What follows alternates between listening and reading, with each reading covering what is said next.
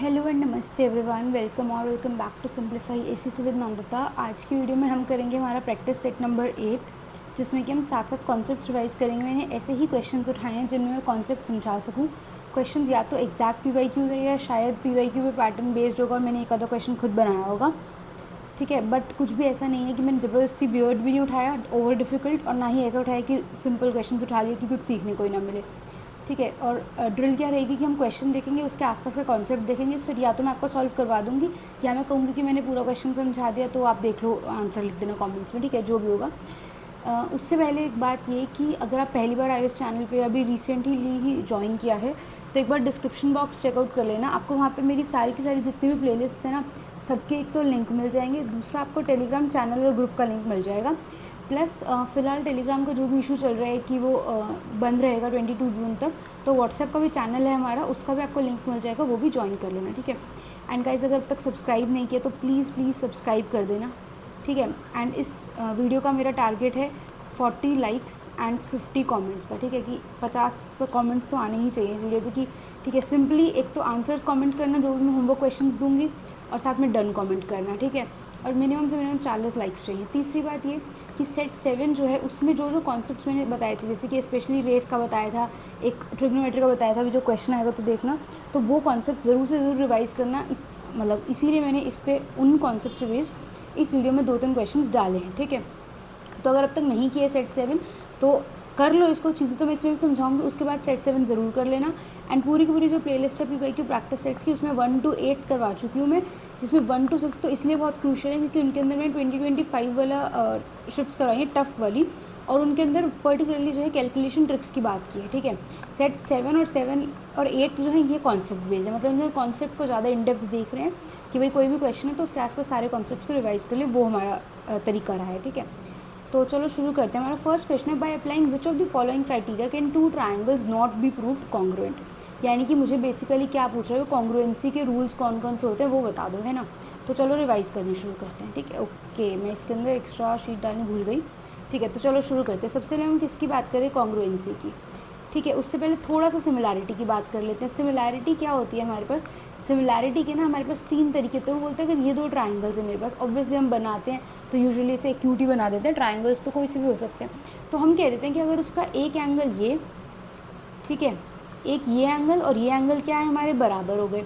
Similarly एक दूसरा angle और एक और दूसरा एंगल क्या हो गए, बराबर हो गए, तो हम बोलते हैं ए सिमिलैरिटी से। अब ऑब्वियस सी बात है, जो मेरा तीसरा एंगल होगा ऑटोमेटिकली वो भी इक्वल होगा, क्योंकि सम तो तीनों का कितना होता है, 180 डिग्रीज होता है, तो इसको ए बोल दो, चाहे तो ट्रिपल ए बोल दो। तो ये क्या होती है हमारी एंगल क्या होते हैं, सिमिलैरिटी होती है। मतलब ये दोनों ट्राइंगल्स क्या होंगे, सिमिलर होंगे, एक जैसे दिखेंगे, ठीक है, सुपर इम्पोज नहीं होंगे। मतलब कॉन्ग्रुएंसी और सिमिलैरिटी का क्या फ़र्क है, सिमिलैरिटी ये और ये ट्राइंगल सिमिलर है, ये एक इक्विलेटरल ट्राइंगल है 4 साइड का, ये एक इक्विलेटरल ट्राइंगल है 6 साइड का, ये दोनों क्या होते हैं, सिमिलर होते हैं। सिमिलर हम इससे बताते हैं, लेकिन ये कॉन्ग्रुएंट है, नहीं है। कॉन्ग्रुएंट का मतलब क्या होता है कि सुपर इम्पोज ही हो गई, यानी कि एक के ऊपर एक चिपक जाते हैं ना, मतलब एक फिगर दूसरी फिगर के ऊपर रखी, वो एक दोनों कोइंसाइड हो गई, चिपक गई, हाइड हो गई दोनों आपस में, तो वो क्या होते हैं, कॉन्ग्रुएंट होते हैं। लेकिन सिमिलरली क्या होते हैं कि मतलब इसी के ऊपर है, बिल्कुल इसी के जैसा है, सब कुछ शेप एंगल्स सब इसके जैसे हैं, लेकिन उसकी जो है साइड्स अलग हो सकती हैं, ठीक है। इसकी 4 है, इसकी 6 है, रेशो सेम होगी, ये 4/6, ये भी 4/6, ये भी 4/6, ठीक है, वो भी पता चलेगा। तो अब एक काम करते हैं, अगले पेज पे अच्छे से लिखते हैं। किसकी बात करी पहले, मैंने कहा सिमिलैरिटी देख लो, फिर आपको कॉन्ग्रुएंसी भी बता देंगे। सिमिलैरिटी में सबसे पहले मैंने क्या बोला, ए, या फिर उसको एंगल बोल दो, चाहे एंगल बोल दो, क्योंकि तीसरा एंगल ऑटोमेटिकली हो जाता है। सेकेंड, मेरा सिमिलैरिटी का रूल क्या कहता है, एक ये ट्राइंगल है, एक ये ट्राइंगल, जो भी इक्विलेटरल का एग्जांपल दे रही थी, ये एक्स है, ये वाई है, ठीक है, ये के है, ये मान लो एम है, ये मान लो पी है, ये मान लो क्यू है। तो वो क्या कहते हैं कि साइड्स क्या होती है, प्रोपोर्शनल होती है, वो कोई भी हो सकती है। मान लो मैंने X by Y equal to P by Q equal to K by M बोल दिया, तो मैं क्या बोलूँगी कि साइड से जो है ये मेरा क्या हो जाता है, सिमिलर हो जाता है, ठीक है, प्रोपोर्शनल होती हैं साइड्स, इक्वल नहीं होती हैं। अब चलो इसी का एक्सटेंशन देख लो, साथ साथ ही बताते हैं। अगर ये इक्वल हो जाएंगी और ये इक्वल टू 1 आ गया, यानी कि जो मैं बोल रही थी कि वो दिखने में सेम है और साथ में सेम के साथ साथ उनका रेशो भी सेम आ गया, यानी एक्स बाय वाई क्या आ गया, 1 आ गया। इसका मतलब क्या हुआ, एक्स इक्वल टू वाई आ गया, के इक्वल टू एम आ गया, पी इक्वल टू क्यू आ गया, फिर तो पूरा ट्राइंगल क्या हो गया, सेम हो गया। तो ये ट्रायंगल भी क्या हो जाएगा, एक दूसरे पे चिपक जाएंगे, सुपर इम्पोज हो जाएंगे, तो उस केस में क्या हो जाता है, कॉन्ग्रुएंट। लेकिन अगर सिर्फ प्रोपोर्शनल है यानी कि इनकी रेशो सेम है, अगर वो रेशो 1 होती है तो कॉन्ग्रुएंट, अगर वो रेशो में नहीं पता अभी क्या है तो अभी हम क्या बोल रहे हैं, सिमिलैरिटी है, यानी कि एस एस एस से होती है। तीसरा तरीका क्या होता है सिमिलैरिटी का, नेक्स्ट पेज पे बनाते हैं। एक ये है, एक ये है। क्या बोला मैंने बोला ये वाला एंगल और ये वाला एंगल इसका क्या है, सेम है। फिर मैंने क्या बोला, इसकी ये वाली साइड डिवाइडेड बाय ये वाली साइड इज़ प्रोपोर्शनल टू ये वाली साइड डिवाइडेड बाय ये वाली साइड। तो ये क्या हो रहा है, एक साइड मिली, बीच में क्या मिल गया, इक्वल एंगल मिल गया। और ये क्या थी, दोनों साइड प्रोपोर्शनल थी, इक्वल अभी नहीं पता हमें, हम तो सिर्फ सिमिलैरिटी की बात करें। और बीच का एक एंगल क्या मिल गया, सेम मिल गया। एंगल क्या होता है, इक्वल मिलना चाहिए, एंगल में कोई प्रोपोर्शनलिटी मत देखने लग जाना। तो यहाँ पर तीसरा तरीका जो मेरे पास हो जाता है सिमिलैरिटी का, वो क्या हो जाता है, एस ए एस हो जाता है। ठीक है, तो सिमिलैरिटी के मेरे पास कितने होते हैं, 3 तरीके होते हैं। ठीक है, अब चलो अब किस पे आ जाते हैं हम, कॉन्ग्रुएंसी पे, जिसकी हमने बात की थी। अब 2 तो हैं, ठीक है। अब नंबर 1 तो मुझे वहाँ से दिख ही चुका था, कौन सा, एस ए एस, क्योंकि उसमें एस और एस को मैंने क्या बोला था, प्रोपोर्शनल। लेकिन अगर वो प्रोपोर्शनल होकर 1 के बराबर आ गई यानी कि इक्वल आ गई, तो वहाँ से मुझे क्या मिल जाएंगी, इक्वल मिल जाएंगी। और इक्वल मिल जाएंगी तो क्या हो जाएंगी, एक दूसरे पर चिपक जाएगा, तो वो कैसा हो जाता है, कॉन्ग्रुएंट हो जाता है। सिमिलरली दूसरा हमारे को क्या मिल जाते हैं, ऐसे एस एस एस, इस केस में भी क्या हो गया, प्रोपोर्शनल हो गई, तो 3 साइड्स अगर मतलब ये ट्रायंगल है, ये ट्रायंगल, इसकी ये साइड और ये साइड इक्वल, ये और ये और ये तीनों साइड्स अगर इक्वल हो जाती हैं तो हम क्या बोल देते हैं कि साइड से ट्रायंगल क्या हो गया, कॉन्ग्रुएंट हो गया। ठीक है, अब क्या इसमें एंगल होता है, कुछ नहीं होता, क्योंकि हमने देखा कि एंगल से सिर्फ प्रोपोर्शनलिटी पता चलती है। एंगल से हमें साइड्स के बारे में जब तक कोई नॉलेज नहीं है तो हम डायरेक्टली नहीं बोल सकते कि ये कॉन्ग्रुएंट होगी। ठीक है, तो एंगल जैसी कोई कॉन्ग्रुएंसी नहीं होती है। तीसरी क्या होती है अपने पास, एंगल साइड एंगल होती है। इसके अंदर क्या होती है, एंगल साइड एंगल का मतलब क्या होता है कि यहाँ पे मैंने बोला एक ये एंगल मेरा इक्वल है और मेरा एक ये एंगल इक्वल है, और इन दोनों एंगल्स के बीच में जो मेरी साइड है, सिमिलरली दूसरे वाले ट्रायंगल में भी ये एक एंगल और ये एक एंगल, यानी ये एंगल इसके बराबर, ये एंगल इसके बराबर, और बीच की साइड इक्वल, यानी कि ए से का मतलब क्या होता है मेरे पास, 2 एंगल्स प्लस इंक्लूडेड साइड। ये बहुत इंपॉर्टेंट है कि उनकी इंक्लूडेड साइड, जो साइड उन दोनों एंगल्स के बीच में इंक्लूडेड है, हम उसकी बात करते हैं। ठीक है, तीसरा क्या होता है, एंगल साइड होता है, यानी कि 2 angles plus non included side हो जाती है इसके अंदर। ठीक है, यानी कि ये दोनों एंगल्स इक्वल थे, लेकिन इस केस में मैंने बोल दिया ये वाली साइड और ये वाली साइड बराबर हो गई। ठीक है, तो इस केस में क्या होता है, 2 angles plus non included side. और फिफ्थ वाला क्या हो जाता है, जो थोड़ा सा स्पेसिफिक है, उसको हम बोलते हैं आर एच एस, यानी कि एक राइट एंगल ट्रायंगल है।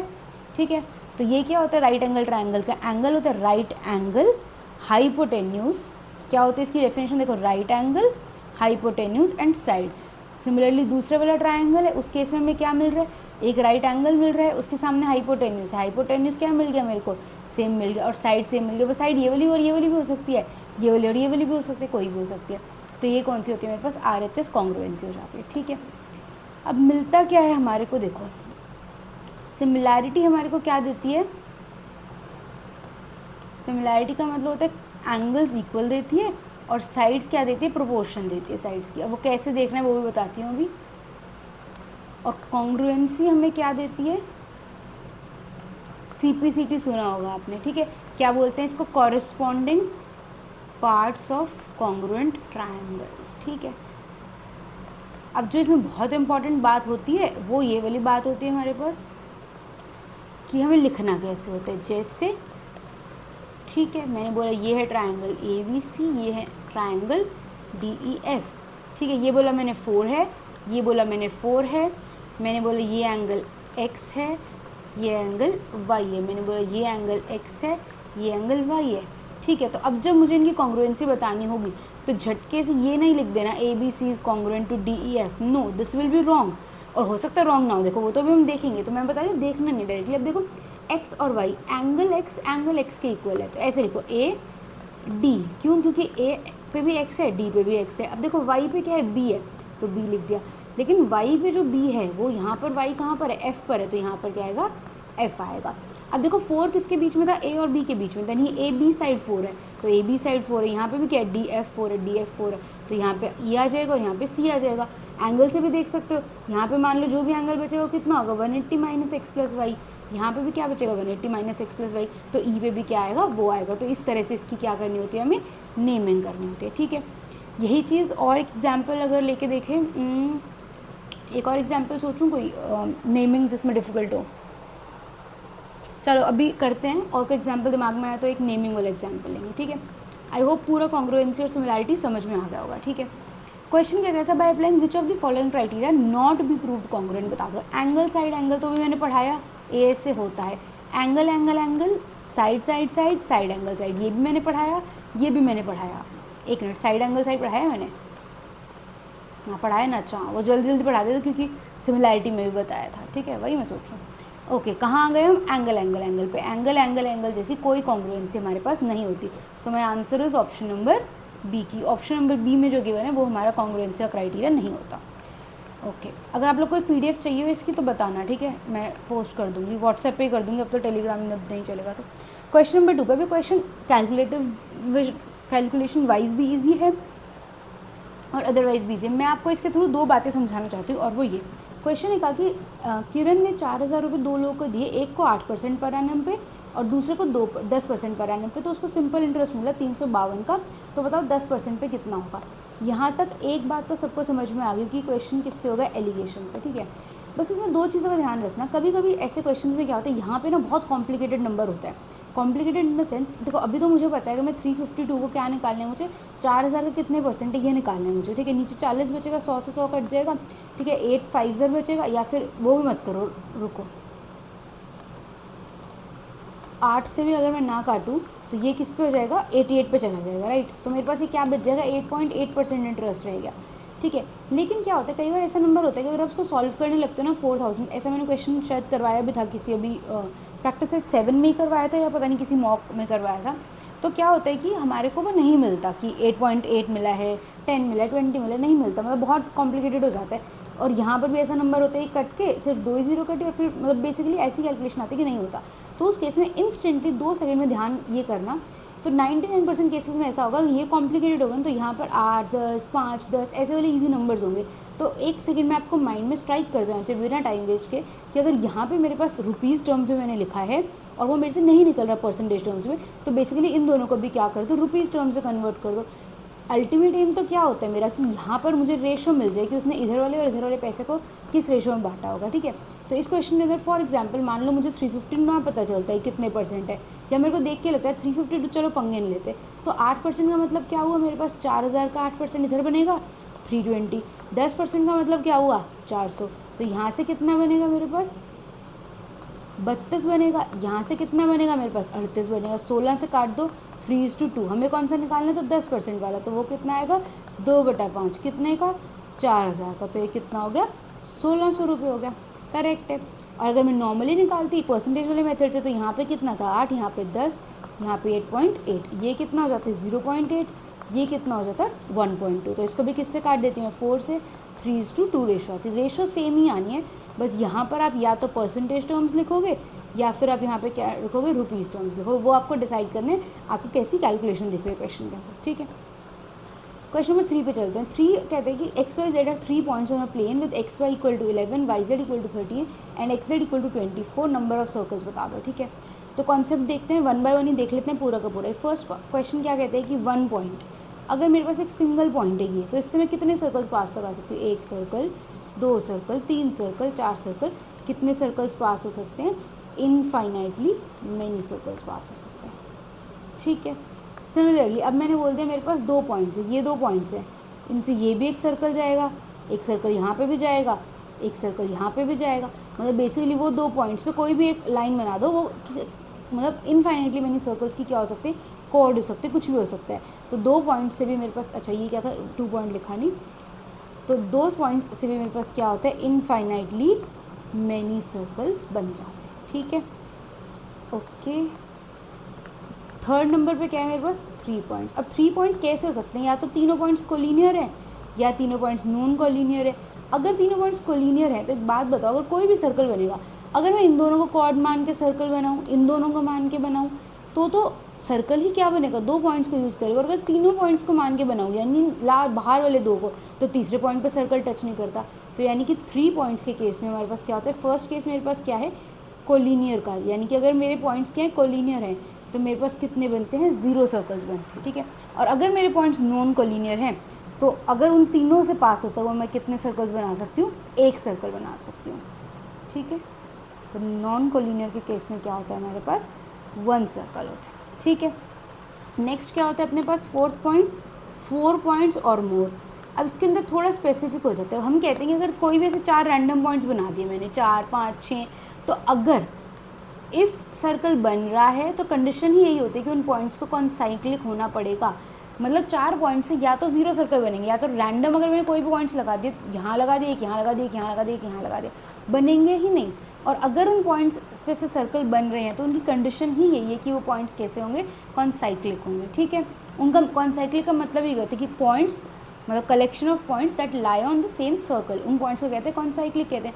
जैसे आप साइक्लिक क्वाड्रिलेटरल पढ़ते हो, तो वो कब बनता है, जब चारों पॉइंट्स कॉन्साइक्लिक होते हैं, तो उन पॉइंट्स को कॉन्साइक्लिक होना पड़ेगा, अदरवाइज क्या बनेंगे, 0 सर्कल्स बनेंगे। ठीक है, और अगर वो पॉइंट्स कॉन्साइक्लिक है तो फिर आप कितने मर्जी तो फिर 1 सर्कल बन जाएगा। ठीक है, समझ में आ गया। अब क्वेश्चन पे आते हैं, उसने क्या बोला था, एक्स वाई 11 है, 13 है, 24। यहाँ से दिख जाना चाहिए था 11 + 13 = 24। तो यानी एक्स यहाँ होगा, वाई यहाँ होगा, जेड यहाँ होगा। तो ये कैसे पॉइंट्स हो गए, कोलिनियर हो गए। तो अभी हमने देखा था अगर 3 कोलिनियर पॉइंट्स हैं तो उनमें से तो जब भी सर्कल बनाओगे तो 2 पे ही टच होगा, या तो पहले तीसरे पे, या फिर दूसरा तीसरा, या फिर पहला दूसरा, तीनों से टच होने वाला तो कोई भी सर्कल नहीं बनता। तो इसलिए इसका आंसर क्या होगा, ऑप्शन नंबर ए 0।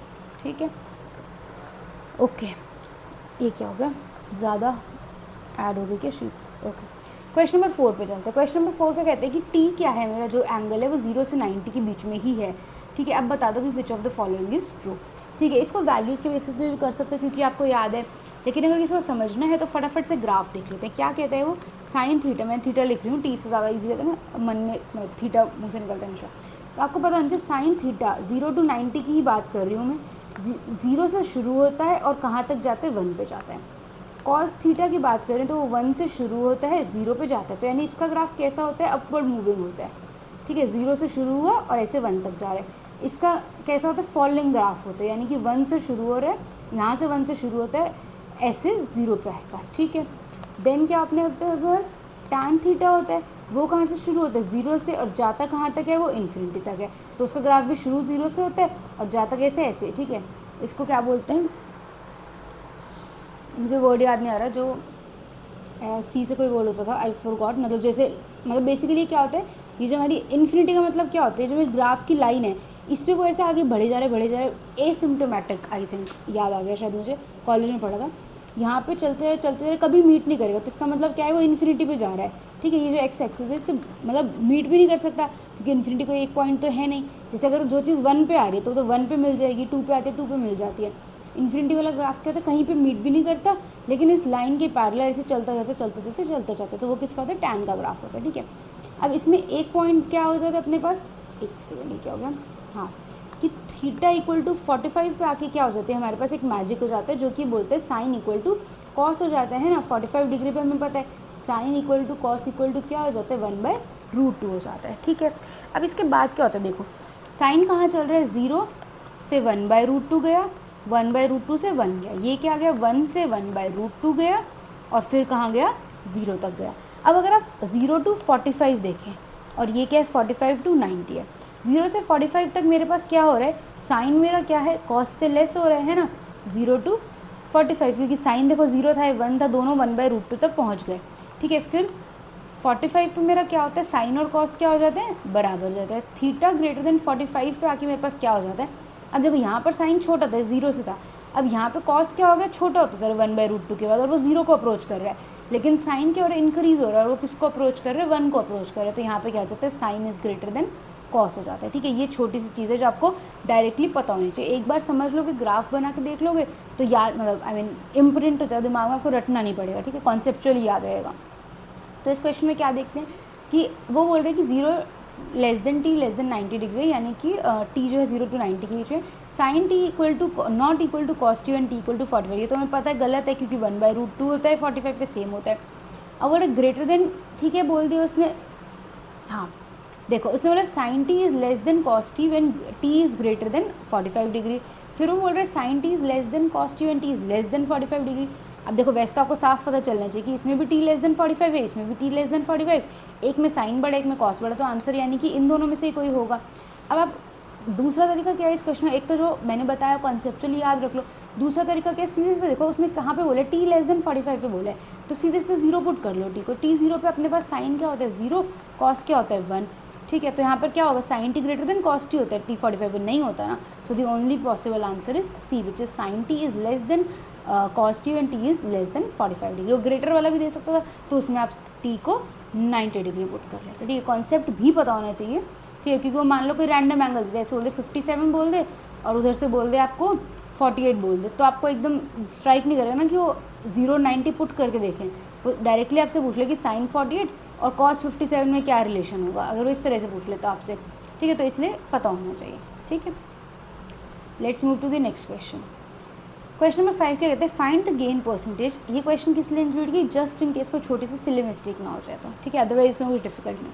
क्या बोल रहे gaining 1/6 of the selling price, बस इतने बड़े नंबर की कोई मतलब ही नहीं है यहाँ पे, ठीक है। गेन, इसको बेसिक जब कोई क्वेश्चन लगे ना कि यार क्या है, पढ़ा नहीं, याद नहीं आ रहा, कुछ मत करो, सिर्फ और सिर्फ ना अपनी इंग्लिश लिखी हुई को मैथ्स में कन्वर्ट करो, ठीक है। देखो यार 21 मिनट हो गए, 5वें क्वेश्चन में पहुँच जाए। क्या बोले गेनिंग 1/6 ऑफ सेलिंग प्राइस, तो गेन यानी कि प्रॉफिट को वो क्या बोल रहे हैं 1/6 ऑफ SP। इसका मतलब उसका SP क्या है 6, उसका प्रॉफिट क्या है 1, तो उसका CP कितना होगा निकाल सकते हो 5 होगा। तो इसका मतलब वो निकालने को क्या बोल रहे हैं गेन परसेंटेज। गेन परसेंटेज निकलती किस पे है CP पे, तो क्या हो जाएगा 1/5, यानी कि आंसर शुड बी 20%। बस ये देखना था, ठीक है। कहीं गलती से ये मत सोच लेना कि 1/6 ऑफ सेलिंग प्राइस पे बोल रहा है तो यानी कि 1 सीधा पता चले 1/6 दे के 1/6, और अगर ऑप्शन में होता तो 16 2/3% मार्क कर दिया, तो नहीं, थोड़ा सा ध्यान से क्वेश्चन को पढ़ना है, सेलिंग प्राइस के बने। Okay, let's move to question number 6, ठीक है। क्वेश्चन नंबर 6 देखते हैं क्या कहते हैं वो। Just I just have 1 second break. Okay, question number 6 से कहते हैं कि एक साइड इक्विलेटरल ट्रायंगल है 28 सेंटीमीटर साइड वाला।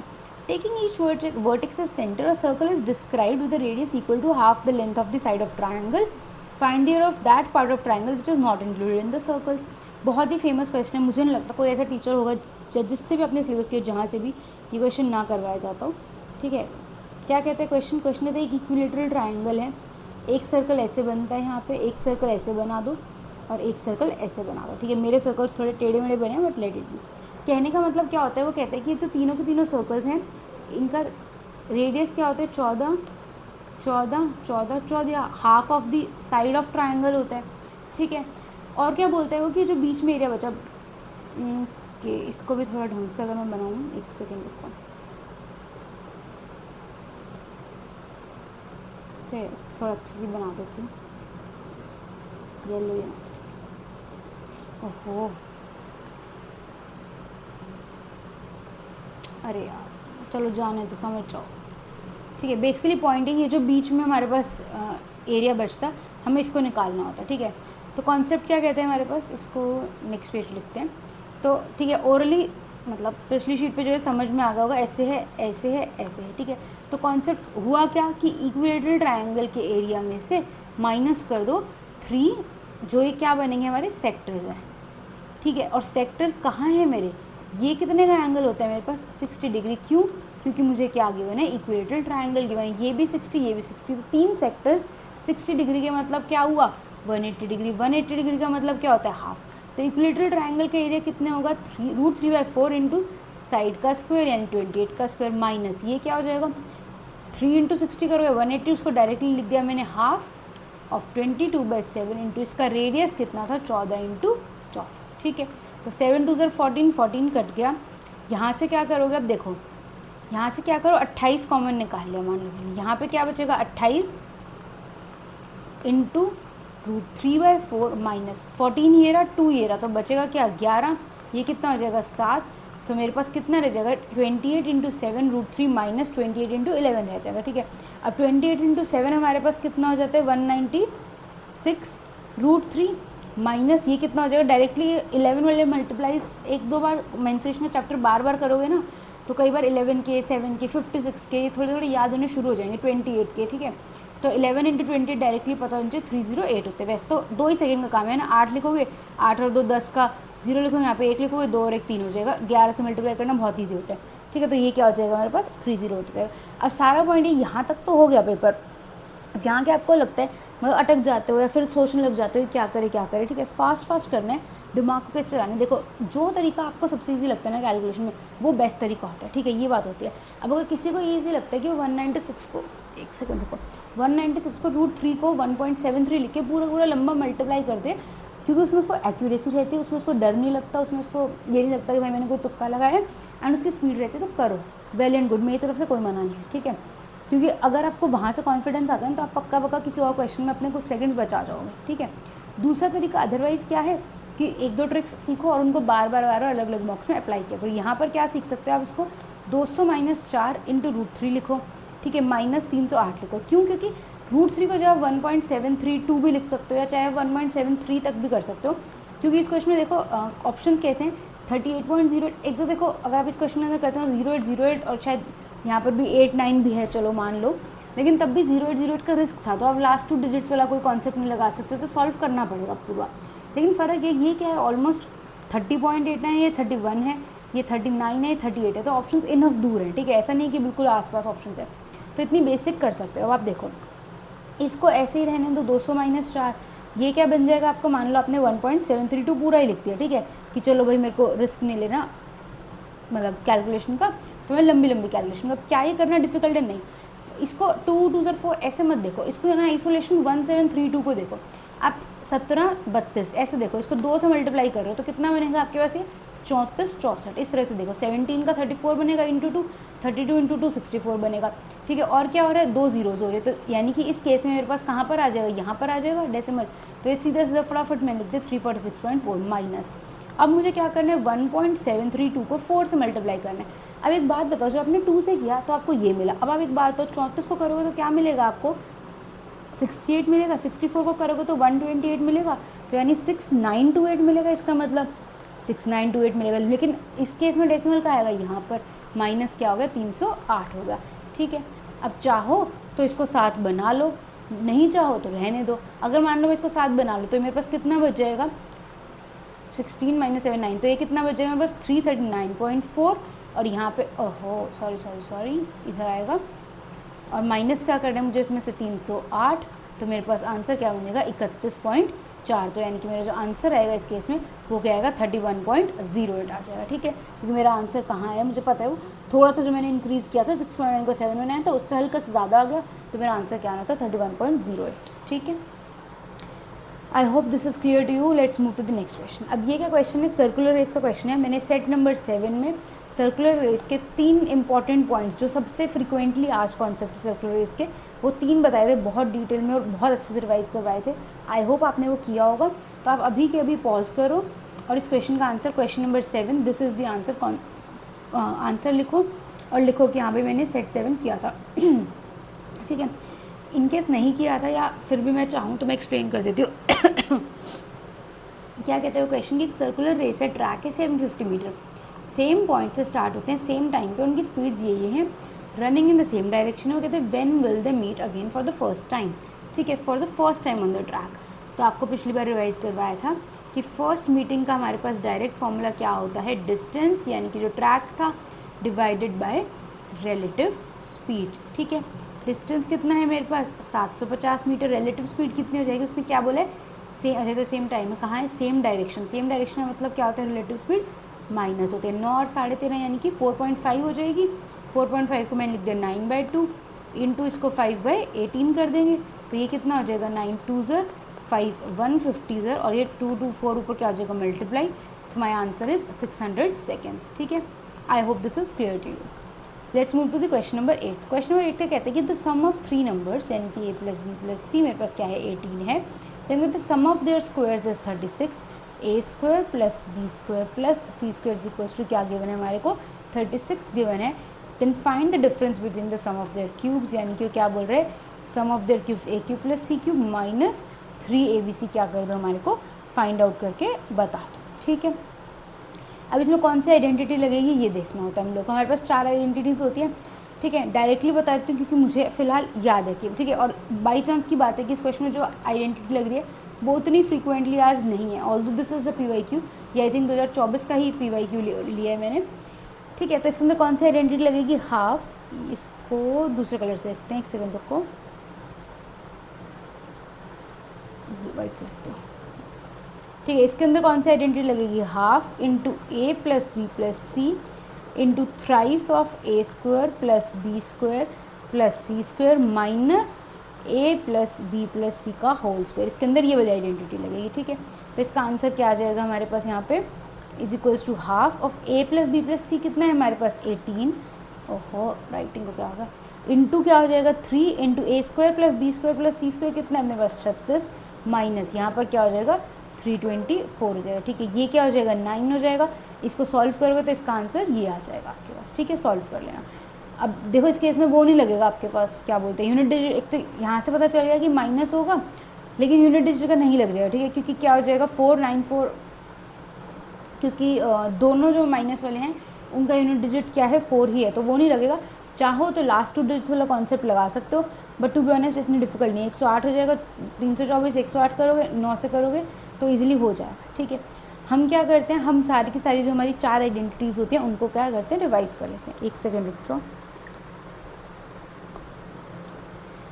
ओके रिवाइज करते हैं। फर्स्ट आइडेंटिटी जिसको मैं बोलती हूँ हमारी प्रिंसिपल आइडेंटिटी, ठीक है। जो हमारी सबसे ज़्यादा हमें सबसे पहले जो रिवाइज करनी चाहिए, जो प्रिंसिपल आइडेंटिटी है वो क्या होती है कि जो भी मेरा किसको देख रहे हैं हम, इस कॉन्सेप्ट को देख रहे हैं, a cube plus b cube minus plus c cube minus 3abc किसके बराबर है। प्रिंसिपल आइडेंटिटी क्या होती है, a plus b plus c into a plus b plus c का whole square minus thrice of a b plus b c plus c. ये सबसे ज़्यादा यूज़ भी होती है, सबसे ईजी भी है, याद रखना। ये क्या मेरी प्रिंसिपल आइडेंटिटी है। दूसरी आइडेंटिटी को मैंने क्या बोला, वाइस प्रिंसिपल। वाइस प्रिंसिपल क्या कर रहे हैं, प्रिंसिपल का काम ज़्यादा कर रहे हैं, ठीक है। प्रिंसिपल से पहले काम कर रहे, तो इसको वाइस प्रिंसिपल का मतलब क्या बोला मैंने, एक्सपैंड द प्रिंसिपल आइडेंटिटी। कुछ नहीं करना, सिर्फ इसको खोलना है। क्या कैसे खोलोगे, बाहर तो सेम रहेगा a plus b plus c, अंदर देखो इसको खोलोगे तो क्या बनेगा, a square plus b square plus c square, क्या बनेगा plus 2ab plus 2bc plus 2ca। उसको इसमें से माइनस करोगे, माइनस 3ab माइनस bc, तो ये सारा का सारा किसका बच जाएगा, माइनस का आएगा। तो minus ab minus bc minus c, ये क्या हो जाती है मेरी सेकेंड आइडेंटिटी हो जाती है, which is the principal identity, ठीक है। थर्ड आइडेंटिटी क्या मेरी, उसको मैंने क्या बोला है, फॉरगॉटन पर्सन, क्योंकि ये वाली आइडेंटिटी हम यूजुअली भूल जाते हैं, थोड़ी हमें डिफरेंट लगती है। वो क्या है, ये वाली half a plus b plus c into thrice of a square plus b square plus c square minus a plus b plus c का होल स्क्वायर, ठीक है। ऑल्दो नो डाउट अब चाहो तो आप सिर्फ एक आइडेंटिटी फर्स्ट वाली याद रख लो और जो भी फोर्थ बताऊंगी वो याद रख लो। तो फिर उस केस में आपको क्या करना पड़ेगा, ए प्लस बी प्लस सी के होल स्क्वायर का जो है फॉर्मूला यूज़ करना पड़ेगा, है ना। इसको खोल के अगर इस केस में मैं डायरेक्टली ए प्लस बी प्लस सी यहाँ पे पुट कर दी, मान लो अदरवाइज मैं क्या करती, मैं इस चीज़ को निकाल के लेकर आती फॉर्मूले से और फिर इसको यहाँ पे पुट कर दी, बात एक ही होती है। लेकिन अगर आपको याद होती है तो आपके कुछ सेकंड्स बच जाएंगे, ठीक है। तो कहाँ थे हम, ओके। थर्ड आइडेंटिटी मेरी क्या होगी, फॉरगॉटन पर्सन। फोर्थ आइडेंटिटी क्या है मेरी, स्पेशल पर्सन। क्यों, क्योंकि इसके पास क्या है, एक स्पेशल क्वालिटी होती है। क्या होती है, स्पेस नहीं है यहीं पे लिखने, नहीं, इसको थोड़ा स्क्रॉल डाउन करके क्या हो गया, ओके। ये वाली आइडेंटिटी मेरे पास क्या होता है, थर्ड और फोर्थ मेरे पास क्या है, हाफ के साथ है, ये ध्यान रखें, ठीक है। कि थर्ड और फोर्थ जो मैंने बताई है उसमें हाफ होता है, ठीक है। ये क्या होते हैं, half of a plus b plus c into a minus b का whole square plus b minus c का whole square plus c minus a का क्या हो जाता है, होल स्क्वायर हो जाता है, ठीक है, ठीक है। और इसके अंदर, ओके सॉरी 2 बार ठीक है बोल दिया, actually I was just checking time, मुझे कुछ काम था, ओके। तो इसके अंदर पॉइंट क्या होते हैं मेरे पास, स्पेशली यूज्ड विद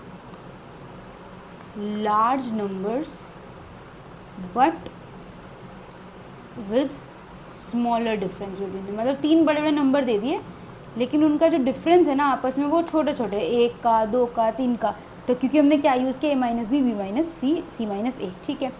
तो इसी का एक स्पेशल केस क्या होता है हमारे पास, क्या होता है स्पेशल केस ऑफ 4 हमारे पास क्या होता है, अगर मेरे पास ए बी सी क्या होते हैं, मेरे ए पी में होते हैं, तो हमारा जो पूरा आंसर है जो होता है वो क्या हो जाता है, 9 इंटू डी स्क्वायर इंटू क्या हो जाता है मेरे पास, मिडिल टर्म हो जाता है, ठीक है। अगर ये कंसेक्यूटिव हैं, A B C A P में है तो तो हम कहते हैं 9d² इंटू मिडिल टर्म क्या हो जाती है, इस पूरे की वैल्यू हो जाती है। पर्सनली मैं ये कभी याद नहीं रखती, क्योंकि मेरे को डर लगता था कि क्या एक और चीज़ याद रखो, व्हाट इफ मुझसे कभी d² का d बन गया, 9 का 3 बन गया तो मुझे डर लगता, तो मैं तो नॉर्मली यूज़ कर लेती हूँ, ठीक है। बट ये होती है एंड मोस्टली टीचर्स पढ़ाते हैं, इसलिए मैंने बता दिया। अगर आप चाहो तो इसको याद रख सकते हो, चाहो तो छोड़ देना, ठीक है। Let's move to next question. 2 circles of radii 18 and 12 touch each other externally, find the length of direct common tangent. वैसे तो मैं DCT TCT बहुत बार पढ़ा चुकी हूँ अपने मॉक सॉल्यूशंस के अंदर, बट आज फटाफट करवा देती हूँ। DCT क्या होता है, नंबर अपने पास क्या होता है, TCT होता है नंबर 2। डायरेक्टली कैसे याद रखो, आप ऐसे याद रखो कि जो मेरा हाइपोटेन्यूज वाला टर्म होती है ना, वो मेरे पास किसके बराबर होते हैं, डिस्टेंस बिटवीन सेंटर्स के बराबर है, ठीक है। जिसको डिस्टेंस बिटवीन सेंटर्स को आप D लिख सकते हो, C1 C2 लिख सकते हो, वो आपकी चॉइस होती है, ठीक है। और ये दोनों मिला के क्या होता है आपके पास, DCT TCT होते हैं, या फिर R1 + R2 या फिर R1 - R2 होता है, ठीक है। Sum of radius, difference of radius. याद कैसे रखते हैं, D के केस में हमारे पास क्या होता है, D से क्या होता है डायरेक्ट, D से क्या होता है वर्ड डिफरेंस। तो यानी कि जब मैं बोलूँ, तो अगर मैं बोलती हूँ डायरेक्ट कॉमन टेंजेंट, तो मैं क्या बोल रही हूँ कि यहाँ पर क्या है, मेरा D आएगा, यानी कि C1 C2 distance between centres आएगा, यहाँ मेरी टेंजेंट की लेंथ आती है, और यहाँ पे मेरे पास क्या आ जाता है, R1 - R2 होता है। और अगर मैं TCT की बात करती हूँ, मैंने ट्राइंगल बना के किसने लिखा है, थोड़ा सा मुझे लगता है ऐसे याद रखने में ईजी हो जाता है, कहोगे तो फॉर्मूले की फॉर्म में भी लिख दूँगी। C1 C2 यानी डिस्टेंस बिटवीन सेंटर्स हो जाता है, यहाँ पे TCT हो जाता है, और यहाँ पे R1 + R2 हो जाता है, ठीक है। इसी को तो पाइथागोरस थ्योरम में लिखते हैं ना, यहीं से निकल के आता है मेरे पास। मान लो अगर मैं DCT का देखूँ, तो डायरेक्ट टेंजेंट का फॉर्मूला क्या होता है, under the root distance between centres minus R1 - R2 का होल स्क्वायर होता है, ठीक है। एक हमारे पास क्या होता है, स्पेशल केस होता है। स्पेशल केस किसका होता है, 2 circles touch each other externally. ये एक सर्कल है, ये एक सर्कल है, तो इनका जो DCT होता है, उसका डायरेक्ट फॉर्मूला मेरे पास क्या होता है, 2RR। 2 हमेशा बाहर आएगा, ध्यान रखना। रूट के अंदर सिर्फ दोनों के क्या आएंगे, रेडियस आएंगे। क्वेश्चन क्या बोल रहा था कि 12 और 18 रेडियस है, एक दूसरे को एक्सटर्नली टच करते हैं, तो लेंथ बता दो उनकी डायरेक्ट कॉमन टेंजेंट की। एक्सटर्नली टच करते हैं, तो इसका आंसर क्या आता है, 2 अंडर द रूट 18 × 12। ये क्या होता है मेरे पास, 9 × 2 × 12 हो जाएगा। तो ये कितना हो जाएगा, 9 बाहर आ जाएगा, इसका एक 4 उठा लो। कुछ गड़बड़ नहीं कर दी मैंने, पता नहीं, एक सेकंड रुको, करते नॉर्मली। इसका एक 9 उठा लो, तो ऊपर बाहर 18 आ जाएगा, अंदर क्या बचेगा, 12 × 2 बचेगा, तो उसका एक 4 36। अरे यार, ओके, मैंने शायद कैलकुलेशन में कुछ गड़बड़ कर दी, ठीक है। क्या था मेरे पास, 2 × 18 × 12, इसको पहले ही खोलो। ये क्या होगा, 9 × 2 × इसको लिखो 4 × 3, तो ठीक है। तो 9 का क्या बाहर आएगा, 3, 4 का क्या बाहर आएगा आपके पास, 2, अंदर क्या बचेगा, 3 × 2 यानी कि 6, तो ये बचेगा 3 × 2 = 6, 6 × 2 = 12, so my answer is going to be 12√6, ठीक है। I hope this is clear to everybody. हमने DCT TCT पढ़ लिया, और हमने जब टच एक्सटर्नली होते तो भी पढ़ लिया। Okay, which of the following statements is sufficient to conclude that 2 triangles are congruent. इसीलिए इंक्लूड किया कि अभी थोड़ी देर पहले कॉन्ग्रुएंसी समझाया है। तो right now you are going to pause the video and comment the answer of this question immediately, and then video play करके चेक करना, और फिर लिखना वापस एक और कमेंट में कि मैंने जो कमेंट किया था वो ठीक था या गलत था, ठीक है। एक्चुअली करो इसको, अगर नहीं समझ में आएगा तो कमेंट करके बता देना, मैं पिन कमेंट में इसका आंसर लिख दूंगी। अगर टेलीग्राम चलता रहा तो टेलीग्राम ग्रुप में बता दूंगी, अदरवाइज आप लोग ही कमेंट करो उसका, ठीक है। मैंने बहुत डिटेल में कॉन्ग्रुएंसी समझाई है, तो आप लोग बताओगे, ठीक है। सफिशिएंट है, मतलब जो होना है वो बताना है। द वैल्यू ऑफ दिस बताना है। ये क्वेश्चन किस पे बेस्ड है, अल्फा + बीटा = 90 डिग्री जब हमारे पास होता है, तो हमारे पास बहुत सारी चीज़ें होती है जो कि हमने सेट नंबर 7 में रिवाइज की थी, ठीक है। उसी पे बेस्ड है। उसी में से एक चीज़ हमारे पास क्या थी, sin² A + sin² B = 1 हो जाता है, या फिर cos² A + cos² B = 1 हो जाता है। इसको मैंने डायरेक्टली रिवाइज करा था। अगर आपको डायरेक्टली नहीं समझना तो आप ऐसे भी देख सकते हो, जो sin² B होगा, क्योंकि A + B 90 है, तो वो cos² A के बराबर बनेगा, और ये तो हमें पता ही पक्का 1 होता है, ठीक है। तो चाहो तो ऐसे कन्वर्ट करके समझो, नहीं तो ऐसे डायरेक्टली समझ सकते हो, ठीक है। अब इस क्वेश्चन पे चलते हैं। यहाँ मुझे 30 दिख रहा है, यहाँ मुझे 60 दिख रहा है। 30 और 60 क्या होते हैं, 90, और दोनों क्या है प्लस के, तो ये और ये मिला के एक 1 मिल गया। अब पहले प्लस वाले देख लेते हैं, ये भी 45 है, ये भी 45, 45 और 45 मिला के 90, ये भी 1 बन गया हमारे पास, ठीक है। अब यहाँ पर अगर मैं इसका माइनस कॉमन निकाल दूँ तो ये क्या बन जाएगा, माइनस बाहर S square 55 plus S square 35, 55 और 35 भी क्या होता है 90, लेकिन इसके पास 1 बन गया, लेकिन बाहर माइनस था तो ये क्या बन गया -1। Same will be for 40 and 50, तो ये भी क्या हो जाएगा -1। तो इस पूरे का आंसर क्या आ गया 0, ठीक है। ओरली करने का क्वेश्चन था ये, करेक्ट है। जिसको नहीं का समझ में आई ये चीज़ वो जाके, ये क्या हुआ था अभी, okay what the hell just happened, oh man क्या हुआ, सारा इरेज पे क्लिक हो गया था क्या गलती से, पता नहीं चला है ना। चलो मैं फटाफट से लिख देती हूँ। कॉन्सेप्ट क्या था हमारे पास कि अगर अल्फ़ा प्लस, ओहो ठीक है, क्योंकि इन केस PDF चाहिए होगी तो आंसर पता हो, जो alpha plus beta equal to 90 होते तो हमने बोलता, भाई फिर ए क्यों लिखा मैंने, तो हमने लिखा था sine square alpha plus sine square beta equal to 1 आएगा, cos square alpha plus cos square beta equal to 1 आएगा। तो यहाँ से साइन 30 और 60 से मिला के 1 बना, एक मेरे पास किससे बना -40 और -50 से मिला के बना तो -1 बन गया, 45 से मिला के क्या बना 1 बन गया, देन -55 -35 से मिला के -1 बन गया। सो इसका आंसर क्या आया था मेरे पास 0, ठीक है। क्वेश्चन नंबर 12 पे चलते हैं। cos 29 cos 61, 29 प्लस 61 भी क्या होता है 90 होता है, तो इस क्वेश्चन का आंसर भी क्या आएगा 1 आएगा, ठीक है। चलो क्वेश्चन नंबर 13 पे चलता है। Distance between centres of 2 circles of radii this and this, तो ये क्या दे दिया इसने, डिस्टेंस बिटवीन सेंटर्स क्या दे दिया 37 दे दिया। If the points of contact of direct common tangent to this circles are m and q, then find the length of this segment MQ, ठीक है। क्या बोला है उसने, MQ क्या दे दिया उसने, DCT दे दिया। तो यहाँ पर मुझे क्या निकालना है, DCT इक्वल टू MQ निकालना है। तो यहाँ पर मेरे क्या आना पड़ेगा, डिफरेंस ऑफ रेडियाई आएगा, डिफरेंस ऑफ रेडियाई आएगा, ठीक है। रेडियस कितने हैं 22 और 10, तो यहाँ पे क्या आएगा 12 आएगा। यहाँ से विद इन 1 सेकेंड पता होना चाहिए, 12 35 37 का हमारे पास क्या होता है, पाइथागोरन ट्रिपलेट होता है। तो यहाँ पर क्या आ जाएगा मेरे पास आंसर 35। अगर नहीं आता तो क्या करोगे, 37 का स्क्वायर -12 का स्क्वायर करोगे तो 37 + 12 इंटू 37 - 12, ये कितना बचेगा 49, ये कितना बचेगा 25। तो 49 इंटू 25 का रूट कैसे करोगे 7 और 5, तो यानी क्या आता आंसर 35, ठीक है। फॉर्मूले दोनों पढ़ा चुकी हूँ तो ये आंसर आना चाहिए था। अब क्या है अगला क्वेश्चन, अगेन बहुत सिंपल क्वेश्चन है, बिल्कुल सेम क्वेश्चन है। इसका भी आंसर क्या करोगे, आंसर को कमेंट करोगे क्वेश्चन नंबर 14 का भी, ठीक है। Let's move to question number 15, ठीक है। ओके ये लास्ट क्वेश्चन है, 16 है, ठीक है। इस क्वेश्चन को समझने की कोशिश करते हैं। क्वेश्चन क्या बोलते हैं कि आर ने ना 100 रुपये दिए पी को 5, 2 और 1 रुपये के कॉइन्स की फॉर्म में, ठीक है। टोटल नंबर ऑफ कॉइन्स जो उसने यूज़ किए वो थे 40। तो बता दो कि 5 रुपये वाले कॉइन्स कितने होंगे। 1 मिनट रुक दो बस, अब okay I need 2 seconds break. Okay मान लो मैंने बोला 5 रुपीज़ 2 रुपीज़ 1 रुपीज़, ये एक्स है वाई है जेड है। तो मैंने क्या बोला x + y + z equal to मेरे को कितना गिवन है 40 गिवन है, right. Total number of coins है और मनी कितना बनेगा अपने पास 5x प्लस इधर से कितना बनेगा 2y प्लस इधर से कितना बनेगा z is equals to 100 rupees, ठीक है।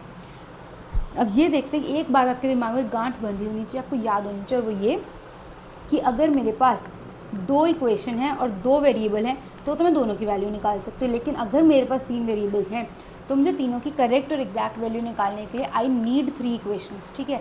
तो पेपर में बैठ के इनको सोचो कि मैं x की वैल्यू इसमें सब्स्टिट्यूट कर दूँ, y की कर दूँ, z की कर दूँ, कितना भी अर्जी कर लेना, कभी भी x y z की आपके पास एग्जैक्ट वैल्यू नहीं आ पाएगी, ठीक है।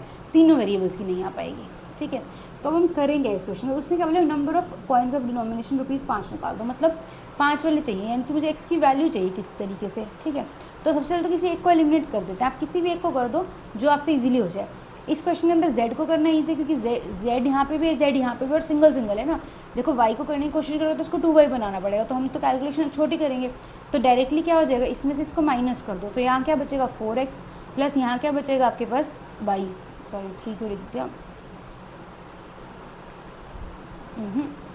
Plus y is equals to क्या बचेगा 60 बचेगा। अब आपके पास ये आ गया। एक बात बताओ, आप x की वैल्यू निकालें, ठीक है। अब एक बात बताओ, अगर मैं x की वैल्यू निकालने कि x को लिख तो दूँ ऐसे 60 - y डिवाइडेड बाई 4, लेकिन मेरे पास y भी तो नहीं है ना, तो मैं x की वैल्यू तो नहीं निकाल सकती। अब इस पॉइंट पे आके आप कन्फ्यूजन हो जाओगे, आप जो भी करने की कोशिश करोगे वो नहीं होगा।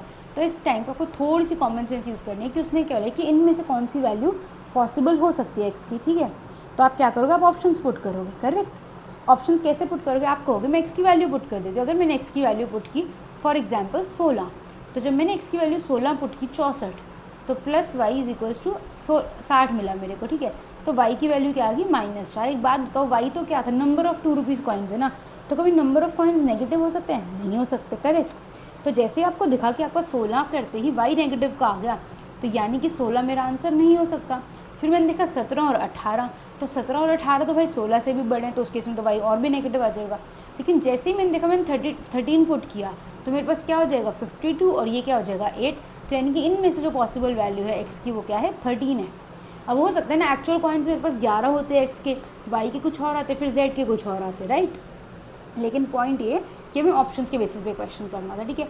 अगर आप ये निकाल के अटक जाते तो आप सोचते रहते कि वाई का क्या करूँ, तो आप वाई में कोई और ये वैल्यूज़ नहीं पुट कर सकते थे ना, क्योंकि तो उसने एक्स की पूछी हुई थी, ठीक है। तो जब भी कहीं अटको तो फटाफट से एक बार किसी और तरीके से दूसरे एंगल से क्वेश्चन को समझने की कोशिश करो। पॉइंट समझाने का ये था, क्वेश्चन तो कर ही लोगे, सिर्फ थॉट प्रोसेस समझाना चाह रही थी मैं। क्वेश्चन नंबर 16 पे चलते हैं, ठीक है। अभी इतना लंबा क्वेश्चन दिख गया, ठीक है। वाई % 59.375% देख के डर लग जाता है, तो ऐसे क्वेश्चन को हमेशा फर्स्ट राउंड में क्या करेंगे हम स्किप करेंगे, और मुझे बात यहाँ नहीं लिखनी चाहिए, यहाँ लिखनी चाहिए, ठीक है।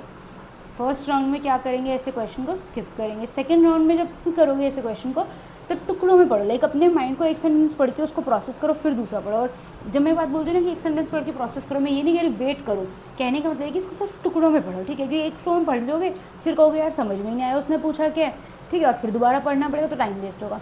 तो पेपर में आपने क्वेश्चन देखा आराम आराम से, आपने कहा in an election between 2 candidates y% of voters did not vote. अब इससे आपको स्ट्राइक हो जाना चाहिए। यूजुअली क्या कहते हैं क्वेश्चन के अंदर इतने % ने वोट नहीं किया, इतने का ये वो करते जाते हैं, और पूरी कोई पाइपलाइन टाइप बनती है, ठीक है। तो सोचो यहाँ पे भी वही बन रही होगी, मान लो यहाँ पर कोई वाई दिया होता, ठीक है। फिर वो बोल रहे हैं कि y% ने वोट नहीं किया, तो कुछ बचे होंगे जिन्होंने वोट किया। फिर वो कह रहे हैं उतने में से जो है 10% ने क्या कर दिया, इनवैलिड डिक्लेयर हो गए। हमें पता है 10% जब हम इनवैलिड बोलते हैं तो हम बोलते हैं कि 1/10 उड़ गए, तो यानी 9/10 9/10 नंबर ऑफ पीपल हमारे पास बच जाते हैं। फिर उसने बोला while all the valid votes were cast in the favour of either of the 2 candidates, मतलब ये क्लियर हो गया कि 2 ही कैंडिडेट्स हैं। अब उसने बोला the candidate who got 59.375% of valid votes cast was declared elected by इतने वोट्स, ठीक है। If the number of people eligible to vote in that election was 16,000, what is the value of I. तो एक चीज़ तो मुझे चल गई 16,000 का वाई, मतलब वाई जब बोल रहे हैं कि y% वोटर्स नहीं आए तो आई कितने होंगे आपके पास 100 माइनस y/100, इसको मान लो कुछ मैंने f से लिख दिया, ठीक है। इंटू 9/10 लोगों ने तो क्या किया 1/10 के चले गए थे, तो 9/10 के वैलिड बचे। अब इसके बाद क्या लिखना है ना वो ध्यान से देखना होता है हमेशा। One thing that you must remember that जब हम बोलते हैं 1/x वोट्स किसी को, ठीक है, कोई कैंडिडेट है वो x वोट से जीती है, इसका मतलब क्या होता है winner votes minus loser votes is equals to X, ठीक है। इसका ये मतलब होता है कि यानी विनर को जितने वोट्स मिले, मान लो ए मिले, लूज़र को कितने वोट्स मिले बी मिले, तो ए माइनस बी इक्वल टू अगर एक्स होता है तो एक्स का मतलब होता है कि वो एक्स वोट से जीता। उसने क्या बोला कि वो 2484 वोट से जीता है, लेकिन मुझे परसेंटेज टर्म्स में उसके पता है, तो अगर मैं इसको परसेंटेज टर्म्स में लिख दूँ और इक्वेट कर दूँ तो मेरे पास आंसर आ जाएगा ना। कैसे लिखेंगे, उसने बोला 59.375, हमें अब हम किस में से ढूंढ रहे हैं सारी चीज़ वैलिड वोट्स में से, और मैं ऑलरेडी पाइपलाइन वाली स्टेटमेंट में लिख चुकी हूँ।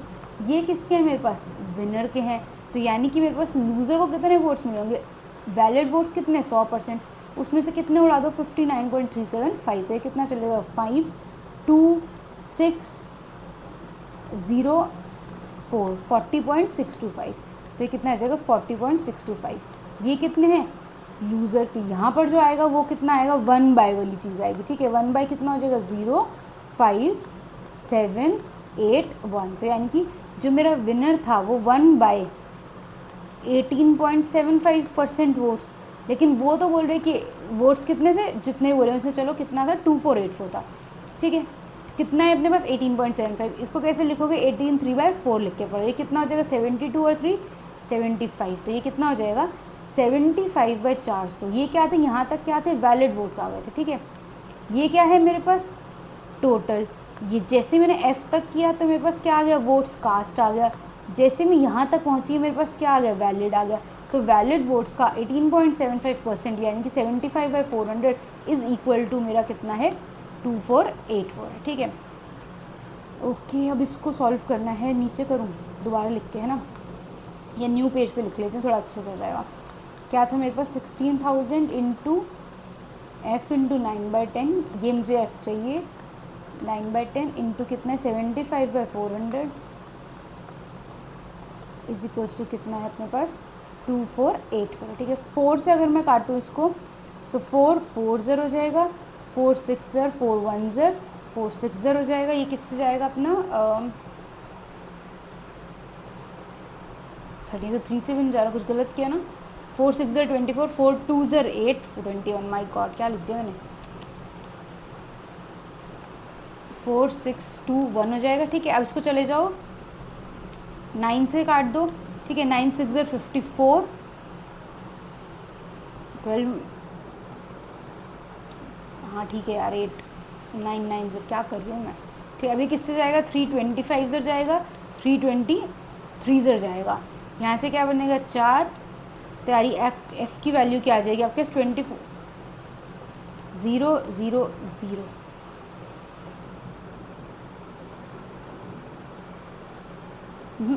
कुछ गड़बड़ हो गई ना, ओके, ज़ीरोज़ गड़बड़ हो गई, ये इस करके दोबारा करते हैं।